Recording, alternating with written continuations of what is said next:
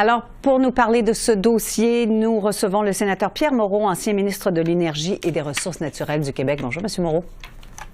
Bonjour.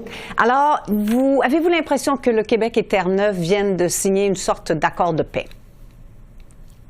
Je dirais que oui. En fait, ce qui était essentiel pour les deux premiers ministres, autant le premier ministre du Québec que le premier ministre de Terre-Neuve et de Labrador, c'est d'être capable de présenter à leur population respective une entente qui indique leur capacité à continuer dans l'avenir, non seulement à développer la capacité hydroélectrique du fleuve Churchill, mais leur capacité de s'entendre réciproquement et à l'avantage de chacune de leurs populations sur l'avenir énergétique de leur province et je dirais même sur l'avenir économique de leur province. Alors, c'est pour ça que vous avez dit que cette transaction, elle était gagnante pour tout le monde. Non seulement la transaction est gagnante, je pense qu'elle rétablit, au-delà même de la question de l'hydroélectricité, elle rétablit un pont qui avait été brisé entre le Québec et Terre-Neuve et Labrador. Non pas que le contrat intervenu en 1966 était illégal, il était parfaitement légal, la Cour suprême l'a confirmé à 3 reprises, mais il a créé, au fil du temps, et du fait que ce contrat-là ne comportait pas une clause d'indexation du prix de vente de l'énergie par Terre-Neuve à Québec, une impression d'inéquité. Et aujourd'hui, ce que l'entente entre les deux premiers ministres vient corriger, c'est de dire, malgré le fait que ces sommes-là devraient être fixes jusqu'en 2041, on accepte d'étaler dans le temps une indemnisation, c'est-à-dire un prix augmenté pour Terre-Neuve et Labrador pour chaque kilowatt qui est produit par la centrale de Churchill Falls.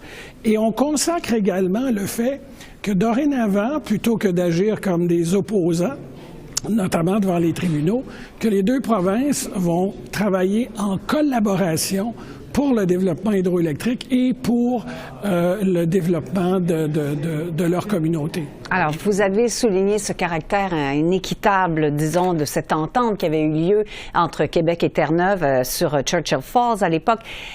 Terre-Neuve avait demandé au Québec de rouvrir le contrat, de rouvrir cette entente à plusieurs reprises. Le Québec a toujours refusé. Est-ce que le Québec aurait dû le faire bien avant?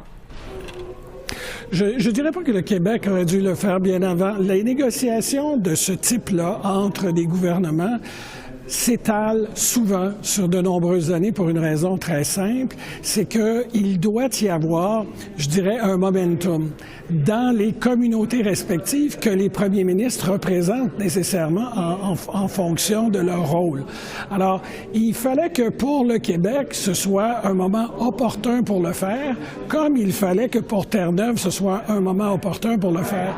Et quand les communautés respectives vivent des moments d'émotion extrêmement négatives les uns envers les autres, c'est difficile pour les politiciens de pouvoir s'entendre et spontanément décider de réouvrir une entente que les tribunaux ont consacrée comme valide à 3 reprises. Bon, alors, est-ce que ce moment opportun en ce moment, c'est pas tout simplement à cause du fait que Hydro-Québec fait face à un déficit et craint de pouvoir répondre à la demande d'électricité adéquatement dans l'avenir? Il est clair que le moment actuel est propice autant pour Terre-Neuve, qui se retrouve avantagée dans les négociations en raison des besoins énergétiques accrus de la province de Québec, mais c'est aussi un moment très opportun pour Québec de s'entendre avec Terre-Neuve, parce que pour atteindre la carboneutralité souhaitée par la province en 2050, il faut développer une capacité de production qui équivaut à 100% de la capacité actuelle d'Hydro-Québec. Et la capacité hydroélectrique du fleuve Churchill, en ce sens-là, est un atout incroyable.